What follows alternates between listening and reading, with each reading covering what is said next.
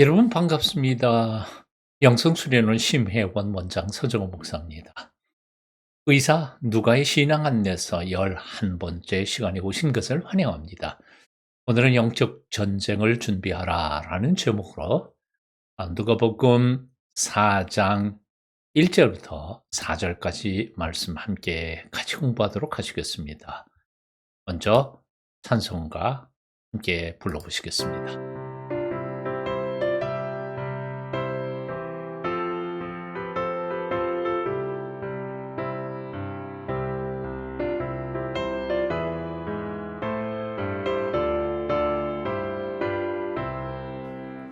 마귀들과 싸울지라 죄악 벗은 죄야 담대하게 싸울지라 자기 약한 정령과 심판날과 멸망의 날 내가 섰는 눈앞에 곧 다가오리라. 영광 영광 할렐루야. 영광 영광 할렐루야. 영광 영광 할렐루야.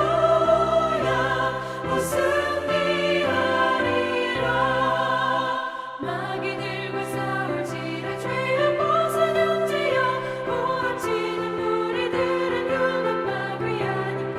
무섭고도 더러운 죄 모두 떨쳐버리고 주 예수 붙들라. 영광 영광 할렐루야. 영광 영광 할렐루야. 영광 영광 할렐루야. 곧 승리하리라.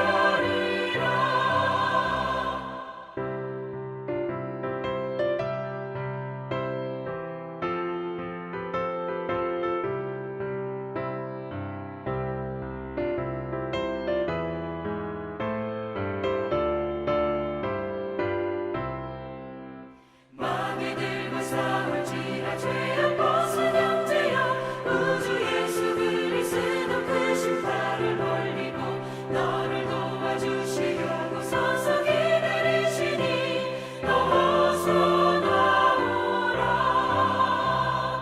영광 영광 할렐루야. 영광 영광 할렐루야. 영광 영광 할렐루야. 곧 승리하리라.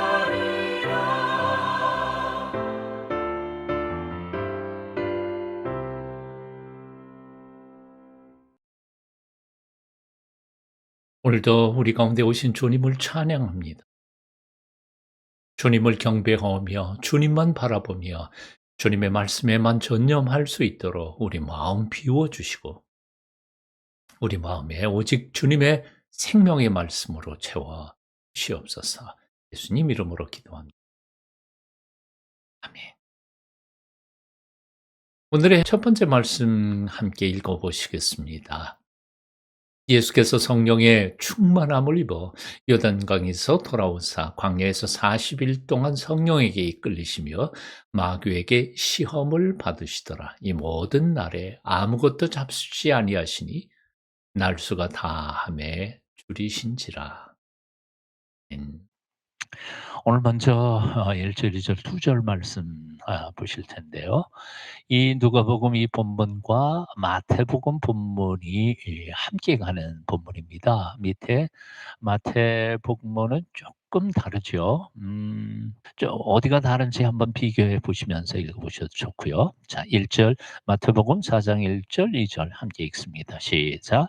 그때 예수께서 성령에게 이끌리어 마귀에게 시험을 받으러 광야로 가서 40일을 밤낮으로 금식하신 후에 줄이신지라.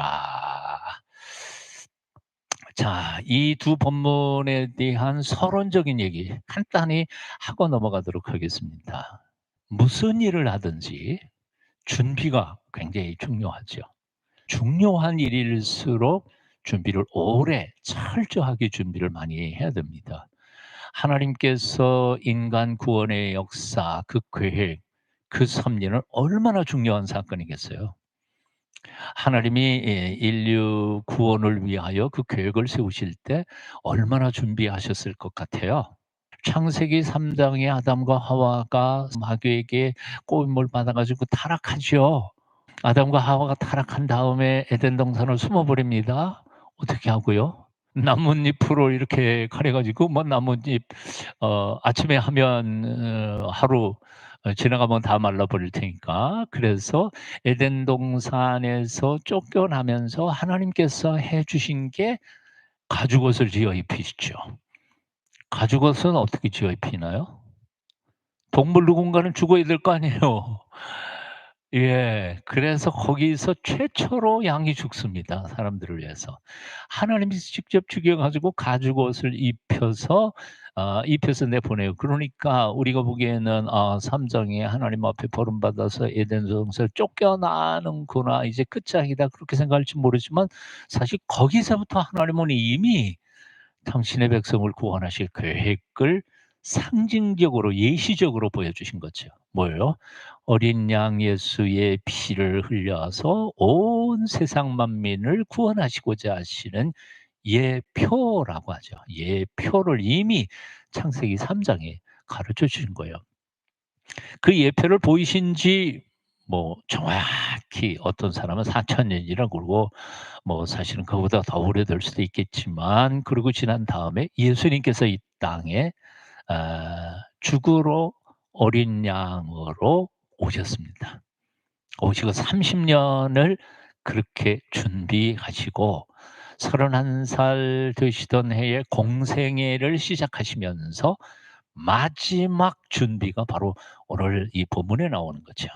40일 유다 광야에 가서 금식하시고 마지막 테스트를 받으신 거 마지막 준비가 바로 이런 것입니다.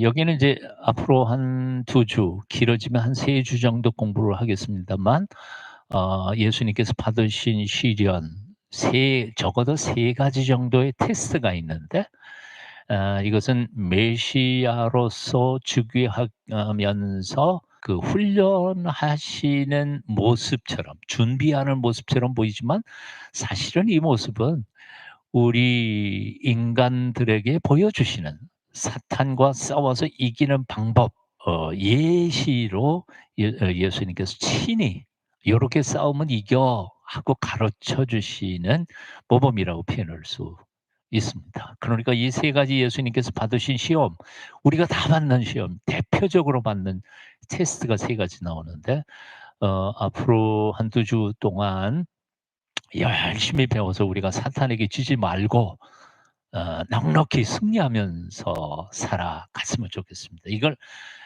예수님께서는 받으실 이유가 없으셨던 거예요, 사실은. 그런데 우리를 대표해서 마치 조교가 시범을 보이는 것처럼 이렇게 이겨내신 모습을 보여주신 겁니다. 자, 이렇게 서론적인 얘기를 해 놓고요. 여기가 우리가 관심을 가져야 할 건 화살표 지금 드리죠. 화살표 쭉 가는데 어디로 초점이 갑니까? 성령이죠.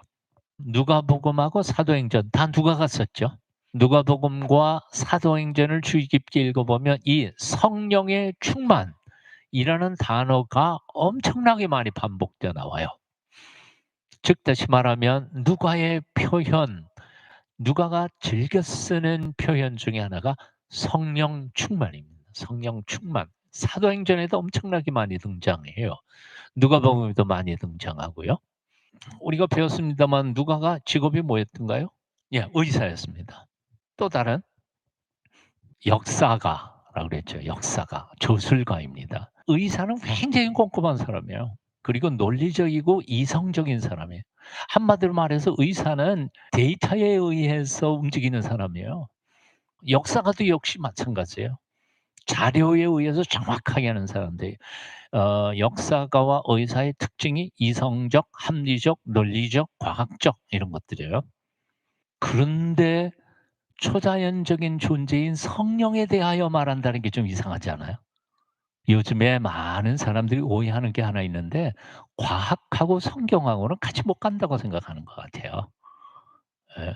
그래서 심지어는 과학적인 이성적 사고를 가진 사람들은 복음서에 나오는 이런 성령, 마귀 혹은 귀신 들린 사건 이런 것들을 정신의학적으로 또는 심리적으로 이렇게 재해석해서 그런 것들은 2000년 전에 그 무식한 사람들이나 하던 얘기지 오늘날 이 시대에는 귀신이 있긴 어딨어. 이렇게 얘기한단 말이죠. 이성적이란 뭘까요? 이성이라는 거, 우리 인간의 합리성, 이성이라고 하는 것은 우리 인간의 이성의 한계 밖에도 진리가 있다는 사실을 인정하는 게 이성적인가요? 그런 건 없어. 우리가 이해 못하는 건 없어. 그렇게 생각하는 게 이성적인 건가요? 우리가 알고 있고 이해하고 있고 인정하는 인간의 지식이라고 하는 것은 본래 존재하는 지식의 아주 지극히 일부분만 우리는 알고 있는 거죠. 과학이 발달되어 가면 갈수록 우리는 몰랐던 것을 더 자꾸 알아가는 거예요. 그러니까 지금 우리가 알고 있는 지식 바깥에 우리는 상상도 못했던 과학적인 지식들이 뭐 새까맣게 널려 있다는 사실을 우리는 인정하는 것이 이성적인 거고, 그리고 그런 사람이 지성인인 거죠. 근데 내가 모르는 건 없는 거야. 그처럼 무식한 사람은 없어요. 그래서 저희 연사에 있던 리처드 포스터 교수님은 이렇게 표현했어요. Popular scientist.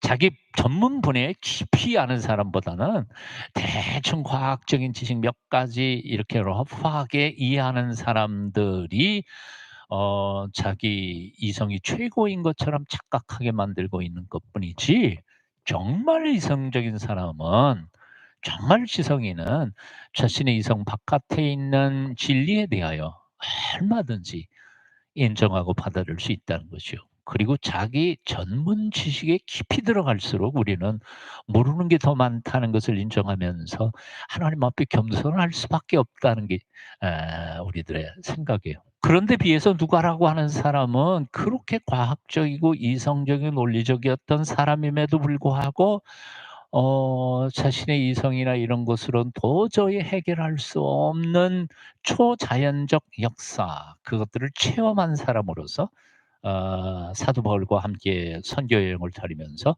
경험한 사람으로서 그것을 자신 있게 이렇게 증거하고 있음을 발견하게 됩니다. 어 두 번째 인제 이렇게 질문해 봐요. 성령님의 존재와 그 역사를 믿으시나요? 아멘? 그러면 마귀는 있나요? 사탄의 정체라고 하는 책 속에서 이 현대인들이 두 가지 극단으로 흘러간다 그랬어요. 첫 번째 극단은 뭐고 그런 건 없어. 사탄, 마귀, 그런 게 어딨어. 귀신은 없다, 마귀는 없다. 그렇게 이건 전부 다 심리학적으로, 상담학적으로 또는 정신의학적으로 다 설명이 된다. 그렇게 생각하는 거. 이게 첫 번째 극단이라는 거예요. 두 번째 극단은 뭔고 사탄과 마귀를 인정하다가 보니까 너무 무서운 존재로 인정하면서 두려워하는 거예요. 그러니까 하나님만큼이나 전능한 존재로 생각해 가지고 요즘 뭐예요? 요한계시록 그거 나오고 저 무서운 영화들 많이 나오잖아요. 예? 엑소시스트부터 시작해 가지고. 근데 '정말 그렇게 귀신이 전능한가?' 하는 거예요. 전능한가? 근데 성경에서 귀신과 악마의 역할을 이렇게 살펴보면 전혀 안 그렇다는 거예요. 전혀 안 그래요. 사탄, 마귀, 우리의 의지, 우리가 허락하지 않는 한 우리의 영혼 속에 지가 들어올 수는 없어요. 너그러면 못 들어와요. 단지 사탄이 우리를 휘어잡거나 귀신에 쏘이는 방법, 이렇게 지배되는 거는 죄라고 하는 통로가 있어요. 죄 때문에. 그리고 그 죄가 그냥 단순히 한두 번 죄진 거 가지고 들어오는 게 아니고 인베킨 거. 예를 들어서 마약 중독이라든지. 그러니까 자기 주체적인 생각을 못 하는 거예요. 또는 음란의 영이 들어와서 자기 스스로 그걸 결단 못할 때 그 영이 통해서 그를 지배한다든지, 이런 거 이외에는 그냥 가만히 있는데 귀신이 날 톡 들어와 가지고 뭐 나를 괴롭히지 못한단 말이에요. 왜? 우리 안에 예수님이 계시기 때문에. 그러니까 겁먹을 필요 없다는 거예요. 심지어는 귀신을 쫓아내는 집회를 하고 있는데 갓난 아이가 여기 기어다니는데 귀신 들어가고 갓난 아이도 못 들어간다는 거예요. 절대로 하나님이 그렇게 허락하실 게 아니라는 거예요. 그리고 욥기도 주의 깊게 읽어보면 하나님은 사탄이나 마귀는 하나님의 허락 없이 지 마음대로 돌아다니시는 건 아니니까. 그래서 두 가지 그 사탄의 정체에서 얘기하는 건 바로 그거예요. 없다. 이건 현대인들에게 대한 유혹 전술이에요. 사탄이 우리의 마음속에 현대인들 마음속에 나 없어. 나는 존재하지 않아. 그러고 꼬신다는 거고. 두 번째는 이거에 말 안 들으면 너 그냥 완전히 망쳐버릴 수 있어 하고 공갈 협박하면서 들여오는 사기꾼이라는 거죠. 근데 이걸 성경 속에서 우리가 잘 깨우칠 필요가 있습니다. 그러니까 절대 그걸 없다고 말하지도 말고 그리고 무시하지도 말고 사실 이 뒤에 또 나오겠습니다만 그렇게 우리가 만만하게 볼 존재는 아니에요. 둘째 그렇다고 해서 그놈이 우리를 허락 없이 그냥 와 가지고 나를 뭐 내 인생을 망가뜨릴 수 있는 그런 능력이 있는 존재는 또 아니라는 거예요. 이걸 기억해야 되겠습니다. 자 그다음에 한번 보시면 2 절에 보면 마귀 그리고 화살표 쭉 나갔죠. 또 그 마태복음에서 1 절에 마귀 그리고 화살표 쭉 올라가 갖고 마귀에게 시험을 받으셨다. 거기에 나오는 시험이라는 단어가 있어요. 성경 속에 시험이라는 단어가 여러 군데 등장하는데요. 이게 마귀에게만 사용된 게 아니고요. 첫째, 기억나세요? 시험. 누가 시험하나요? 하나님도 시험하실까요? 예, 하나님 시험하세요. 창세기 22장에 하나님께서 아브라함을 불러 갖고 "내 아들 이삭을 모리아산에 바쳐라." 그러고 시험하셨다. 그런데 그 시험. 하나님께서 우리들에게 하시는 시험은 테스트. 그러니까 창세기 22장에 하나님께서 아브라함을 테스트한 것은 "와, 됐다. 나 이제부터 너 믿음 인정해." 그리고 상급을 주시고 그렇게 은총을 베풀어 주신 거죠. 하나님은 가끔씩 우리에게 테스트를 하실 수 있어요. 그러니까 이거는 유혹하는 거 아니에요. 내가 하나님의 축복을 받을 만한 자격이 있는지 없는지에 대하여 테스트하시는 거예요. 또는 하나님이 시험하실 때에는 두 번째 목적이 있어요. 그건 뭔고 하니? 연단이 있어요. 그것도 시험이라고 표현해요. 하나님은 우리를 연단하신 후에 귀한 일꾼으로 들어 쓰시는 거죠. 뒤에 나오는 거지만 40년 이스라엘 백성들을 광야에서 연단하시고 가나안 땅에 들어가게 하시고 모세를 미디안 광야에서 40년 동안 훈련을 확실히 시키시고 당신의 민족을 구원하는 구원자로 세워서 쓰신 거죠. 하나님께서 시험하실 때에는 바로 이런 테스트 아니면 연단 두 가지로 해석할 수 있어요. 근데 마귀가 시험한다 그럴 때에는 우리가 이 누가복음과 마태복음을 읽어갈 때 저는 청년 시절에 그런 생각을 했어요. '마귀가 시험을 해? 아니 예수님이 누군데 지가 뭐라고 예수님을 시험해?' 그랬는데 여기에 시험은 아까 하나님께서 하신 단어와는 다른 거예요. 이건 유혹이에요. 마귀는 시험한 게 아니라 사실 유혹해서 넘어지게 하는 거예요. 하나님의 테스트는 복 주시려고 하는 거지만 마귀는 유혹해서 넘어져서 망하게 하려고 하는 게 마귀의 시험인 거죠. 그래서 우리는 그 시험을 내게 있을까요? 만일 마귀가 나를 유혹 안 한다면 난 버린 자식이야. 왜냐하면 하나님께서 나를 사랑하시고 하나님이 나를 택한 사람이라고 한다면 마귀는 할 수 있는 대로 나를 유혹해서 지 자식 만들어 내려고 수없이 유혹할 거예요. 그러니까 이거는 우리가 잘 배워서 이길 방법을 배워야 될 거예요. 근데 세 번째 주체가 또 있어요, 이 시험에. 야고보 선생이 특별히 이 얘기를 많이 했는데요. 시험 받는 게 나의 욕심 때문에 시험을 받는 경우도 있어요. 내 욕심. 하나님이 테스트하는 것도 아니에요. 마귀가 유혹하는 것도 아니에요. 내 속에 있는 물질에 대한 욕심, 명예욕 이런 것들이 나를 뒤집어 펴 가지고 타락시키게 만드는 거예요. 그러니까 사실은 마귀만 조심할 게 아니라 내 속에 있는 나의 본성도 조심해야 돼요. 나도 무서운 존재예요. 나. 자, 그 베드로가 예수님께서 못 박히시기 바로 몇 시간 전에 마지막 설교를 하시던 예수님이 갑자기 베드로 보고 이렇게 말씀하시죠. "오늘 밤 너가 나 3번 부인할 거야." 그랬더니 베드로가 뭐라고 대답해요? "아니요. 죽는 곳에 갈지라도 나는 절대로 주님을 부인하지 않겠습니다." 그런데 그날 밤에 3번이나 부인했죠. 호언장담했지만 안 됐어요. 마귀의 유혹이 얼마나 센지를 그는 그때 비로소 깨달았을 거예요. 그래서 그는 아 나이가 든 다음에 믿음의 후배들에게 베드로전서 5장 8절 9 절에서 이렇게 간곡히 부탁해요. 베드로전서 5장 8절 9절 한번 같이 읽어 보실까요? 함께 읽어요. 시작. "근신하라.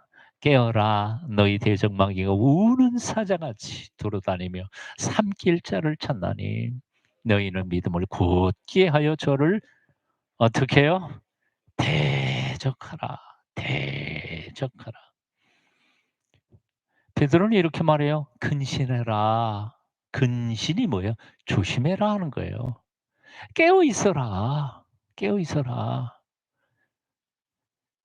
어 얼만큼 찾아놨냐면 우는 사자처럼 두루 다니면서 자기가 잡아먹을 자를 찾는다는 거예요.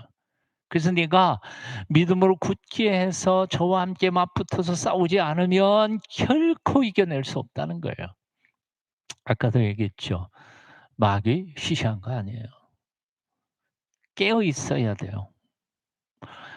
자, 베드로만이 얘기했던 건 아니에요. 야고보 선생도 이렇게 말합니다. 야고보 선생도 같이 한번 읽어 볼까요? 시작. 그런즉 너희는 하나님께 순복할지어다. 마귀를 대적하라. 그리하면 너희를 피하리라. 자, 베드로 사도 베드로하고 야고보 선생하고 용어가 비슷한 게 있잖아요. 그죠? 마귀를 대적하라. 저를 대적하라. 대적하라라는 말이 똑같은 단어가 양쪽에서 다 쓰였어요. 어떤 분이 참 재미있는 얘기를 했습니다. 음 "음란의 죄는 피하라. 하지만 마귀는 싸워라." 그랬어요. 근데 그 말이 정말 지혜로운 것 같아요. 야릇한 자리, 이상한 자리에 가면 안 돼. 그런 자리는 피하는 게 상책이야. 요셉이 바로 그런 거 아니에요. 주인 마님이 달려드니까 그냥 도망가 버렸어. 거기서 버티고 이기는 게 아니고 우리는 너나 할 것 없이 그 문제에 대해서는 자신을 수 있는 사람이 없어. 모든 남자 모든 여자가 다 마찬가지예요. 그래서 음란의 유혹에 대하여는 무조건 도망가는 게 상책이야. 하지만 사탄의 도전에 대해서는 어떻게 해요? 대적해요. 대적이라는 것은 맞서 싸우라는 거예요. 담대하라. 대적하라. 굉장히 중요한 거죠. 오늘 본문에서 성령 얘기했습니다. 그리고 마귀 얘기했습니다. 그리고 이것을 대적하기 위해서 훈련한 40 일에 대한 이야기를 봅니다. 이것은 사실 역사와 전통을 가지고 있는 거죠. 모세가 40년 동안 미디안 광야에서 훈련을 받지 않았더라면 80 년, 그래서 나머지 40년 동안 그가 이스라엘 백성들을 구원하는 구원의 지도자가 될 수 없었다는 거죠. 주지 뮬런가가 뭐 이런 표현을 했어요. 참 재미있는 표현입니다. 모세가 애굽 궁궐 안에 있을 때에 그는 스스로 이렇게 생각했다. "I'm somebody." 나 참 특별한 사람이야. 그렇게 생각했다. 미디안 광야에서 40년 동안 냄새나는 양떼 꽁무니를 쫓아다니면서 목자가 됐을 때 그는 자기는 아무것도 아니라는 사실을 깨달았다. "I'm nobody." 나 아무것도 아니야. 나 참 별 볼 일 없는 인간이야. 근데 나머지 40년 동안 이스라엘 백성들을 끌고 가나안 땅까지 인도하면서 여호와 하나님은 nobody를 somebody로 쓰시는 분이시구나 하는 것을 깨달았다는 거예요. 아무것도 아닌 존재를 들어서 위대한 사람을 쓰시는 분이 여호와 하나님이시구나. 이걸 깨달았다는 거죠. 사실 이게 믿음인 것 같아요. 나 대단한 사람이야 그러고 목에 힘주고 나가는 사람들 반드시 실패하는데 하나님이 어떤 사람 쓰시냐면 "저는 아무것도 아닙니다. 저는 그저 마른 막대기 지팡이에 불과합니다." 그리고 겸손히 주님 손에 나를 맡겨 드렸을 때 기적의 도구로 쓰임 받는 사람. 이게 바로 우리의 신앙의 모습이 아닐까 그런 생각을 봅니다. 모세가 그것을 깨달은 게 바로 광야 40 년이었었죠. 엘리야가 실패한 다음에 어디로 갔어요? 광야 40 일을 방황합니다. 이것도 훈련을 받게 하시죠. 이스라엘 백성들 40년 동안 광야에서 훈련을 받고서야 가나안 땅에 들어갔습니다. 사도 바울 40년 아니지만 아라비아 광야에 가서 3년 동안 훈련을 받고 선교사가 됐죠. 예수님께서 40일 유다 광야로 가셨어요. 거기서 금식 40일 했는데 이것은 아마도 제 생각에는요. 구약의 역사 속에 나타난 하나님의 그 구원 계획을 몸으로 실천하시면서 성취하신 모습을 우리 후대들에게 믿음의 후배들에게 보여주신 사건이 바로 이 사건이었다라고 느껴집니다. 자, 마귀에 대한 이야기 정리를 하나 하고 다음 장으로 넘어가도록 하지요. 에베소 6장 10절 11 절에 여러분 잘 아시는 구절이죠. 우리 함께 같이 읽어보실까요? 끝으로 시작. 아멘. 요거 조금 있다가 이제 다음 장에 또 다시 나옵니다. 자, 그다음에 이제 다음 3 절, 4절 우리 한번 또 같이 읽어 보시도록 하겠습니다. 3 절, 4절. 두 번째 본문입니다. 함께 읽어 보실까요? 시작. 마귀가 이르되 내가 만일 하나님의 아들이거든 이 돌들에게 명하여 떡이 되게 하라. 예수께서 대답하시되 기록된 바 사람이 떡으로만 살 것이 아니라 하였느니라. 내가 만일이라고 표현하고 있습니다. 마귀가 그 예수님이 하나님의 아들이신 걸 알까요? 모를까요?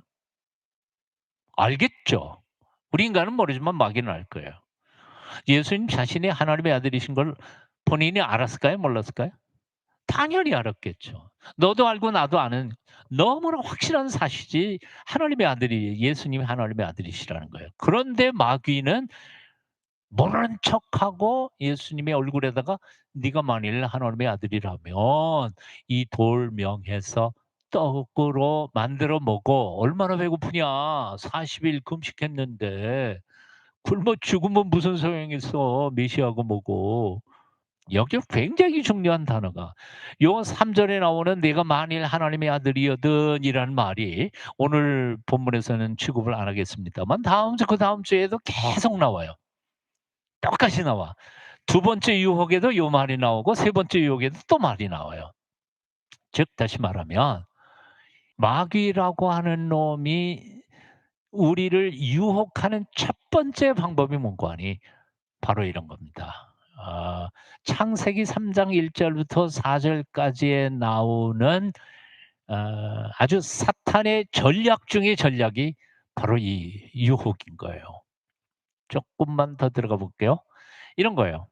사탄은 우리에게 너무나 확실한 사실도 우리에게 질문해. "정말 그래? 확실해? 분명해? 너 부정할 수 있어? 너 책임질래?" 여러분 너무 분명히 아는 사실도 누가 자꾸 이렇게 질문해 대면 여러분 어떠세요? 이게 뭐라고요? 사탄의 역사적 전통적 공격 전략이에요. 이걸 조심하는 거예요, 이걸. 자, 왼쪽에 창세기 3장 1 절부터 4 절까지가 바로 사탄이 하와를 유혹했던 장면이에요. 제가 한번 읽어 볼게요. 그런데 뱀은 여호와 하나님이 지으신 들짐승 중에 가장 간교하니라. 뱀이 여자에게 물어 이르되 하나님이 참으로 너희에게 동산 모든 나무의 열매를 먹지 말라 하시더냐? 여자가 뱀에게 말하되 동산 나무의 열매는 우리가 먹을 수 있으나 동산 중앙에 있는 나무의 열매는 하나님의 말씀에 너희는 먹지도 말고 만지지도 말라. 너희가 죽을까 하노라 하셨느니라. 뱀이 여자에게 이르되 너희가 결코 죽지 아니하리라. 자, 이 꼬여서 넘어가는 과정을 주의 깊게 읽어보세요. 첫 질문이 뭐예요? 뱀이 하나님이 참으로 진짜 정말 정말 그래? 그런데 여러분 100% 거짓말이라는 게 있어요? 99% 거짓말하고 1% 진실을 넣을 수도 있잖아요. 근데 요 뱀의 질문 속에 아주 교묘한 게 숨겨져 있어요. 보세요. 하나님이 "참으로 너에게 동산 모든 나무의 열매를 먹지 말라 하시더냐." 그런 적 있어요, 하나님이? 하나님이 모든 열매 먹지 말라 그랬어요? 아니에요. 동산 중앙에 있는 나무 열매 하나만 먹지 말라 그랬지. 뒤에 있는 진실 가지고 질문하면서 "진짜 그랬어?" 근데 헷갈리기 시작하는 거예요. 질문 자체가 헷갈리는 거예요. 2 절에 보면 뱀에게 말하되 "동산 나무의 열매를 우리가 먹을 수는 있으나 동산 중앙에 있는 나무의 열매는 하나님의 말씀에" 뭐요? "너희는 먹지도 말고." 여기까지는 진실이죠. "만지지도 말라." 그러신 적 있어요? 없어. 그리고는 "너희가 죽을까 하노라." 하나님이 그러셨어요? 정녕 죽으리라 했다고. 뱀에게 최면술에 걸려 가지고 아리까리해진 거예요. 그러니까 그다음에 그 틈을 노리고 들어가서 뱀이 뭐라 그래요? "결코 죽지 않아. 절대로 안 죽어." 와, 하나님은 정녕 죽으리라 했는데 뱀은 절대로 안 죽어. 사탄은 확실한 사실에 그 빈틈을 삐집고 들어가 가지고 그 믿음을 허물기 시작하는 거예요. 살살 갉아먹어 갖고 의심하게 만들고 그 의심이 전체 인격 속으로 들어가서 결국은 믿음의 고백을 전면 부인하게 만드는 게 바로 사탄의 공격 전략이었던 거죠. 자, 의심의 오른쪽 화살표 보시면 뭐라 그랬어요? "결코 아니라, 결코 아니라." 오른쪽에 여러분 그림 하나 있죠? 요건 뭔지 아세요? 흰개미예요, 흰개미. 예. 나무 기둥을 파고 들어가 가지고 목적 건물들을 다 허물어뜨리는 흰개미와 같은 겁니다. 사탄이라고 하는 놈이 살짝 안 보이는 구석 속에 들어가 가지고 갉아먹어서 결국은 건물 전체를 실제로 신문 기사 나온 거 보니까 뭐 300 년, 400년 된 건물들 궁궐들을 그냥 이 흰개미 때문에 그냥 다 완전히 망해 간다고 그러더라고요. 사탄이 꼭 그런 것 같아요. 이 점에 있어서 사탄은 누구라고? 거짓말쟁이입니다. 예수님께서 이렇게 말씀하셨죠. 요한복음 8장 44절 여러분 한번 같이 읽어 보실까요? "너희는 너희 아비" 누구에게서? "마귀에게서 났으니 너희 아비의 욕심대로 너희도 행하고자 하느니라. 그는 처음부터 살인한 자요. 진리가 그 속에 없으므로 진리에 서지 못하고 거짓을 말할 때마다 제 것으로 말하나니 이는 그가 거짓말장이요 거짓의 아비가 되었음이라." 저 거짓말장이에요. 사기꾼이에요. 자, 그렇다면 이 사기꾼이고 거짓말장이하고 맞붙어 싸워서 이기려면 어떻게 해야 돼요? 어떻게 해야 돼요? 어떻게 하면 될까요? 뭘 해야 될까요? 나의 믿음부터 튼튼하게 세우는 거예요. 내가 하나님의 말씀에 대해서 단단하게 분명하게 고백하면 그 틈을 노릴 수가 없어요. 이걸 예를 든다면 바로 이런 거예요. 미국에 달러 위조 지폐들이 많잖아요. 그 위조 지폐 분별사들이 미국에서 굉장히 많이 훈련을 시키잖아요. 뭐 FBI나 CIA에서. 훈련을 어떻게 시키는지 아세요? 진짜 지폐만을 가지고 계속 거기서 냄새도 맡아보고 색깔도 보고 진짜 지폐만 다뤄보는 거예요. 거기에 느낌이 생기면 가짜 지폐는 만지는 순간 '어 이거 아닌데.' 하는 게 딱 감각이 생긴다는 거예요. 우리의 믿음에 대해서 말씀에 굳게 서면 쪼끔만 들어봐도 얘기할 수는 없는데 뭐가 이상해. 느껴진다고. 여기에 고기 그림 있잖아요. 초대교회 성도들이 워낙 핍박을 많이 받으니까 예수 믿으면 다 잡혀 갖고 죽고 그러니까 처음 만나는 크리스찬을 어떻게 알았을까요? 예, 지나가다가 크리스찬인 것 같은 느낌이 들면 발끝으로 물고기 그림을 요렇게 그리는 거예요. 물고기 그림 그린 거 보고 '아 우리 형제구나.' 알아채며 모시고 들어가서 그날 밤새우고 가고. 그럼 물고기가 뭐냐? 엑수스라고 하는 헬라어 단어인데요. 거기 이제 자세히 보시면 맨 앞자가 이오타예요. 예수라는 뜻이에요. 예수스라고 하는 단어고요. 그다음에 X자가 있죠. X자는 크리스토스, 그리스도라는 뜻이에요. 그리고 세타, 세우스가 하나님이라는 뜻이거든요. 근데 이제 소유격으로 돼서 세우라는 글자고요. 근데 Y자 같은데 사실은 웩실론입니다. 그래서 이것은 Y자가 후이오스 그러면 아들이라는 뜻이에요. 그리고 시그마, 소테리아 그런데 이것은 구원, 구주라는 뜻이에요. 그래서 예수 그리스도 세우 후이우스 소테리아 요게 뭐냐 하면 바로 옆에 제가 해석해 놓은 것처럼 예수 그리스도는 하나님의 아들이시고 우리의 구주이십니다. 라는 신앙 고백을 이렇게 첫 글자만 따서 이렇게 놓은 게 바로 헬라어로는 물고기라는 뜻이에요. 그래서 비밀 표시를 이렇게 놓은 거죠. 이 얘기를 여기다 한 이유는 바로 이런 거예요. 초대교회 때 그렇게 박해가 심하고 어렵고 목숨까지 잃고 그럴 때이지만 그러나 예수 그리스도 하나님의 아들 그분이 우리의 구주이십니다 하는 신앙 고백이 철저하면 그 어떤 사람도 자기들을 이겨낼 수 없었다는 거죠. 히브리서 11장이 믿음장이라고 그러잖아요. 근데 거기에 굉장히 중요한 말 한마디 하죠.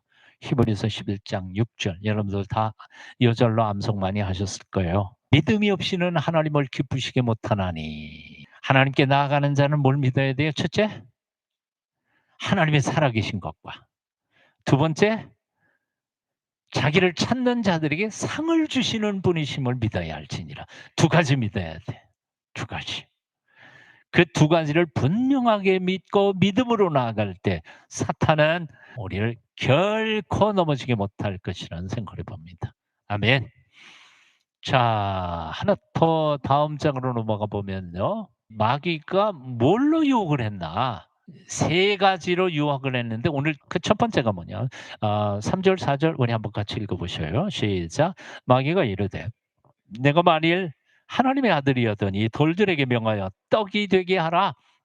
예수께서 대답하시되 기록된 바 사람이 떡으로만 살 것이 아니라 하였느니라. 누가복음에서는 요 얘기가 끝이지만 마태복음에서는 신명기에 있는 말씀까지 인용해서 하나님 말씀으로 산다 그렇게 돼 있는데 누가복음에서는 그걸 생략을 했던 것 같아요. 자, 신명기 8장 3절 이 말씀을 인용한 거예요. 너를 낮추시며 너를 줄이게 하시며 또 너도 알지 못하며 내 조상들도 알지 못하던 만나를 내게 먹이신 것은 사람이 떡으로만 사는 것이 아니요 여호와 입에서 나오는 모든 말씀으로 사는 줄을 내가 알게 하려 하심이라. 하나님이 당신의 백성들을 배고프게 하신 이유는 그리고 배고플 때 하나님이 만나를 먹여주신 이유는 이 먹는 거 중요하지만 육신적으로 먹는 것보다 더 중요한 게 있단다. 이게 바로 너희 영혼을 위하여 내가 공급하는 하나님의 말씀이야. 이거 잊지 말라고 하나님이 굶기시기도 하고 먹이시기도 하셨다는 거죠. 그래서 우리의 주제는 이런 거예요. 사람이 무엇으로 사는가? 밥 먹고만 사는 건가? 이거 굉장히 중요한 얘기라는 거예요. 여기 성경에서 우리가 기억해야 할 게 하나 있어요. 여기 떡이라는 말이 있잖아요. 영어 성경에서는 bread, 빵으로 번역했죠. 서양 사람들은 빵이 주식이니까 빵으로 번역했죠. bread고. 그럼 우리 한국 사람은 뭘로 번역해야 돼요? 밥으로 해야죠. 우리가 떡 먹고 사는 사람들 아니야. 밥심으로 사는 사람들이니까. 요한복음에 그런 본문들이 참 여러 군데가 나오는데 예수님께서 나는 하늘로부터 내려온 산 떡이니 이렇게 표현했는데 사실은 그건 번역이 산 떡이 아니에요. 나는 하늘로부터 내려온 살리는 밥이니 너희가 이 밥을 먹으면 영생하리라. 그렇게 번역해야 정확한 번역이라고 말할 수 있죠. 그러니까 다음 주 우리가 성찬식 하는데요. 그 성찬식의 떡이 바로 예수님의 몸을 상징하시는 거니까 예수님의 찢어지신 몸을 받아 먹으면서 우리는 영생을 향하여 나아가는 살리는 떡이라고 해석하는 것이 중요하다는 거죠. 이 말씀이 우리에게 가르쳐 주시는 굉장히 중요한 세 가지 의미가 있어요. 첫째, 그럼 밥이 필요 없다는 얘기냐? 아니에요. 밥이 필요 없다는 얘기가 아니에요. 밥이 전부가 아니라는 이야기예요. 심지어는 성경에서 하나님께서 우리에게 밥이 있어야 할 줄을 아신다고 말씀하셨죠. 예? 염려하지 말라고 말씀하셨어요. 우리는 사울 굶어 도둑질을 하지 않을 사람 없다. 그러니까 이 사람이 인생 사는 게 뭐야? 먹자고 하는 거 아니냐? 뭐 이렇게까지 얘기하고 심지어는 우리가 너무너무 못 살 때 잘 살아보세 그러고 노래 불렀는데 그러면 잘 사는 게 밥만 잘 먹으면 잘 사는 거냐? 요즘 생각해 보니까 그런 건 아닌 것 같아. 잘 산다는 게 뭐냐? 밥 잘 먹으면 잘 사는 거야? 그럼 돼지지. 적어도 하나님의 형상대로 지음을 받은 인간이라면 굶어 죽는 한이 있어도 지켜야 할 거는 지켜야 된다는 게 우리 인간의 모습이니까요. 자, 여하튼 첫째 아까 뭐라고요? 이 밥이 필요 없다는 얘기가 아니라 밥이 전부가 아니라는 이야기입니다. 두 번째는 뭐냐면 하나님은 우리가 밥이 필요하다는 사실을 이미 알고 계시다는 거지. 그래서 마태복음 6장 31절 32절에 함께 읽어봅니다. 시작. 그러므로 염려하여 이르기를 무엇을 먹을까 무엇을 마실까 무엇을 입을까 하지 말라. 이는 다 누구? 하나님을 안 믿는 사람들이 하는 거예요. 너희 하늘 아버지께서는 이 모든 것이 너희에게 있어야 할 줄을 아신다는 뜻이 뭘까요? 내가 책임진다는 거예요. 하나님이 책임져 주신다는 거예요. 그걸 뭘 걱정하냐. 걱정하지 말라는 얘기예요. 우리 찬송가 588장 공중 나는 새를 보라. 농사 안 져도 하나님 먹여 주시지 않아. 백합화 봐.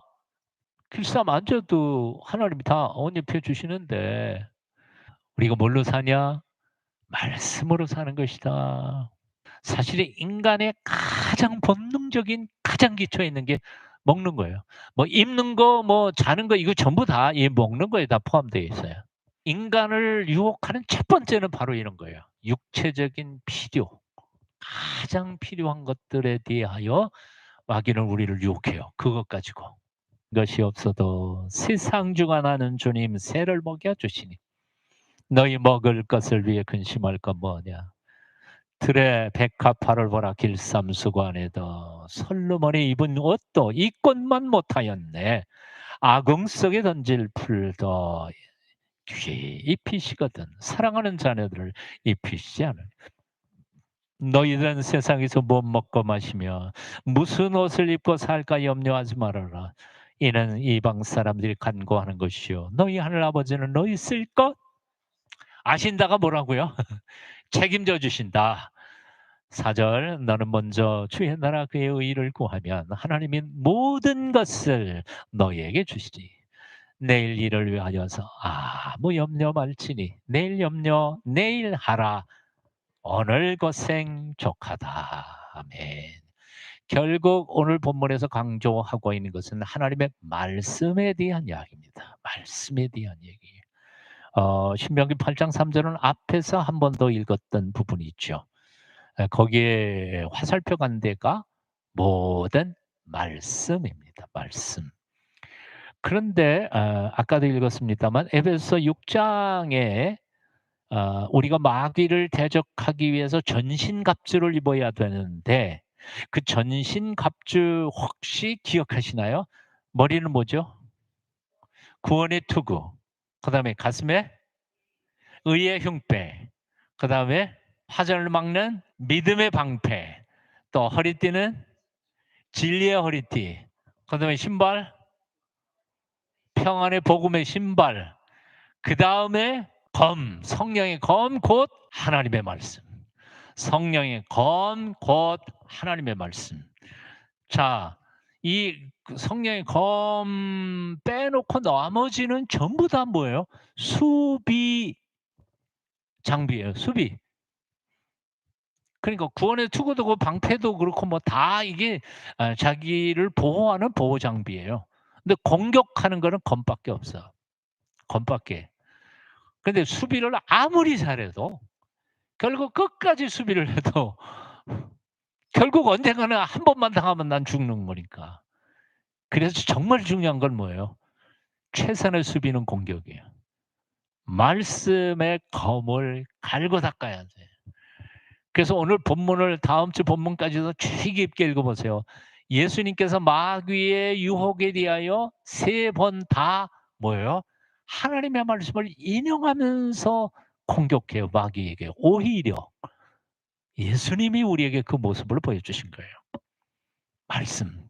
그런데 아까 수비 무기라고 했지만 그 3가지 주의 깊게 읽어보면요. 거기 진리의 허리띠, 진리 뭐예요? 그것도 말씀하고 상관이 있는 거죠. 예?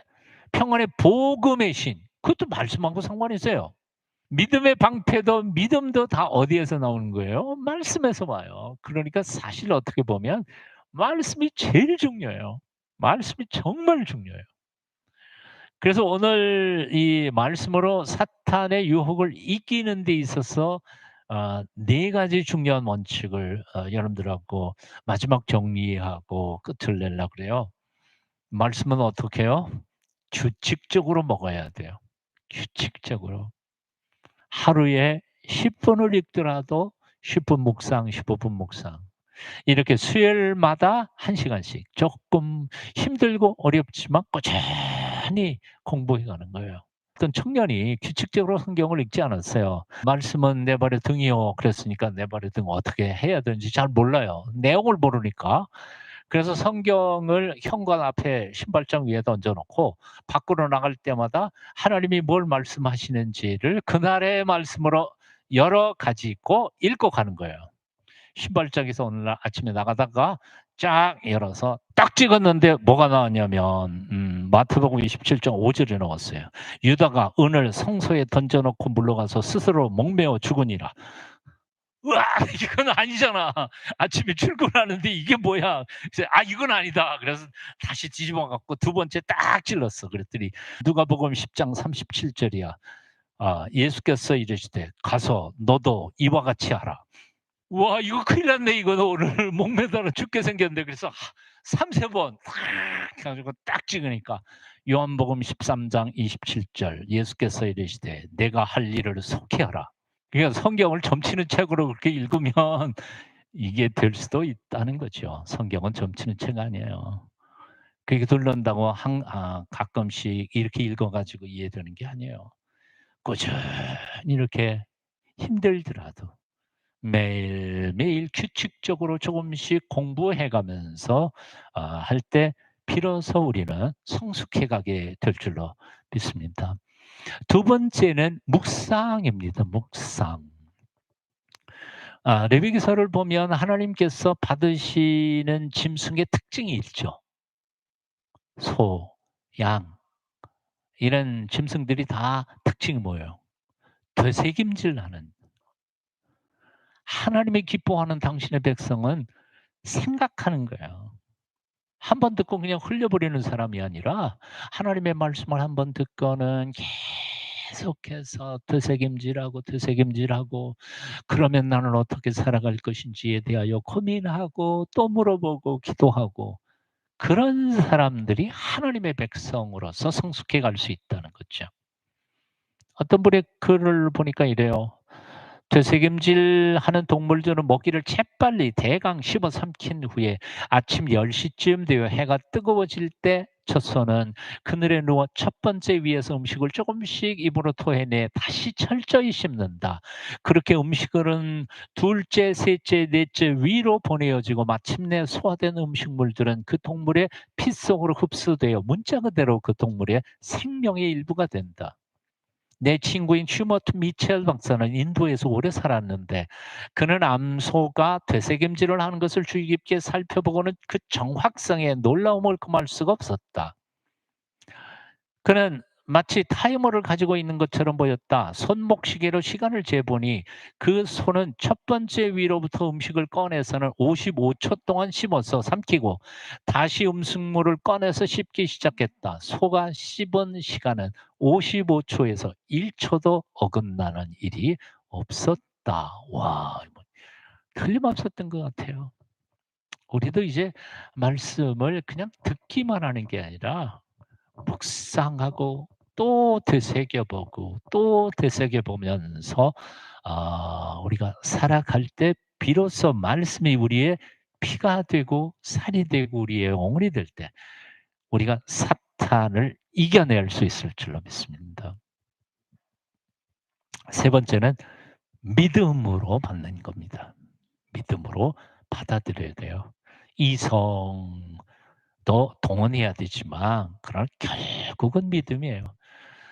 그 말씀이 믿어져서가 아니라 그 말씀을 하시는 하나님이 믿을 만한 분이시기 때문에 무슨 말이든지 아멘으로 받는 것뿐이죠. 참 어떤 글에서 재미있는 글을 발견했습니다. 포레스트 레이니어라고 하는 분이 목사님이셨는데 2차 세계대전 때 비행사, 조종사였던 거예요. 이제 조종 훈련 받을 때에 그 훈련관이 뭘 가르쳤느냐 하면 바로 이제 훈련생들한테 비행기에 올라가 가지고 조종석에서 이렇게 가르치는 거죠. "이건 동서남북을 가르치는 나침판이야. 이거는 얼마나 높은 상공에 올라갔는지 가리키는 고도계야. 그리고 이거는 네가 수평으로 나는지 거꾸로 나는지 하는 수평계야." 그렇게 설명해 놓고는 앞으로 비행기를 조종하다가 보면 계기판하고 너의 느낌하고는 정반대일 때가 자주 있단다. 그때는 내 느낌을 믿지 말고 계기판을 믿어. 이거를 수도 없이 강조를 했다는 거예요. 근데 오늘날 대서양에서 비행기를 날고 있었는데 폭풍이 막 몰아치면서 몇 바퀴를 돌았다는 거예요. 뭐 뒤집어지고 막 그랬는데. 근데 계기판을 보니까 거꾸로 날고 있었던 거죠. 그런데 자기는 똑바로 난다고 생각하고 있었다는 거예요. 상승한다고 이렇게 가다가 보면 땅으로 처박힐 거 아니에요. 어느 순간 그 교관의 말이 머릿속에 스쳐 지나가면서 "계기판을 믿어. 내 느낌을 믿지 마." 그 말로 자기의 목숨이 살아났다는 고백을 읽어 봤습니다. 가끔은 내 느낌이 더 정확하다고 느껴질 때가 성경 말씀보다는 그럴 때도 있다는 거예요. 그러나 잠언 14장 12절 말씀 여러분 잘 아실 거예요. "어떤 길은 사람이 보기에는" 뭐예요? "바르지만 필경은 사망의 길이니라." 말씀을 믿어요. 신뢰해. 내 생각보다는. 그리고 마지막 네 번째는 순종입니다. 순종. 순종이 중요합니다. 말씀 들어 놓고도 순종할 줄 모른다면 말씀 뭐하러 배웠겠어요? 자, 여기 우리의 선배들이 고백했던 믿음의 고백들을 한번 같이 읽어보시면 좋겠습니다. 존 칼빈의 얘기입니다. 같이 읽어봐요. 시작. "우리가 주님의 말씀을 우리의 등불로 삼지 않는다면 주님은 결코 우리에게 빛을 주시지 않을 것이다." 리빙스턴이 아프리카에서 16년 동안 고난의 속에서 어떻게 이겨낼 수 있었는지에 대하여 그가 이렇게 대답했다는 거예요. "내가 너희를 고아처럼 버려두지 않겠다는 요한복음 14장 18절 말씀과 세상 끝날까지 너희와 항상 함께 있으리라는 마태복음 28장 20절의 말씀이 저를 붙잡았습니다." 라고 리빙스턴은 고백했다는 거죠. 조지 워싱턴 "성경이 아니면 세계를 다스릴 수 없다." 토마스 제퍼슨 "미국은 성경을 반석으로 삼아 서 있는 나라다."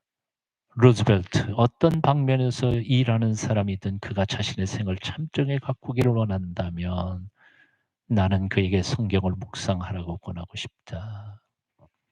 말씀으로 사탄의 모든 전략을 이겨내는 하나님의 사람들이 다 되시기를 축원합니다. 이제 묵상하는 시간 잠깐 가집니다. 말씀이신 주님 앞에 모든 것 내려놓고 들려주시는 음성 듣습니다. 주님 말씀하소서. 주의 종이 듣겠나이다.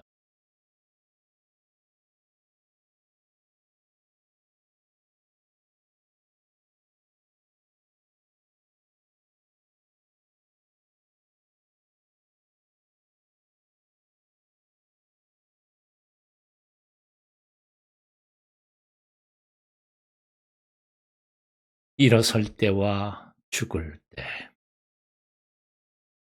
제가 일어설 때 새처럼 기쁨으로 일어서게 하소서. 제가 죽을 때 낙엽처럼 후회 없이 떨어지게 하소서.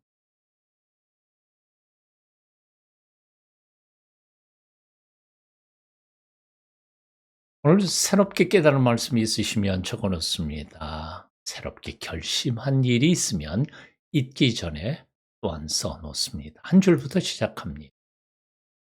참여하고 있는 카톡방의 모임에 개인적으로 생각을 나누고 믿음의 식구들과 함께 기도하십시오. 나누면서 우리는 성장하고 성숙합니다. 나눔은 선택이 아니라 필수입니다. 십시오. 하늘에 계신 우리 아버지, 아버지의 이름을 거룩하게 하시며 아버지의 나라가 오게 하시며 아버지의 뜻이 하늘에서와 같이 땅에서도 이루어지게 하소서. 오늘 우리에게 일용할 양식을 주시고 우리가 우리에게 잘못한 사람을 용서하여 준 것 같이 우리 죄를 용서하여 주시고 우리를 시험에 빠지지 않게 하시고 악에서 구하소서. 나라와 권능과 영광이 영원히 아버지의 것입니다. 아멘.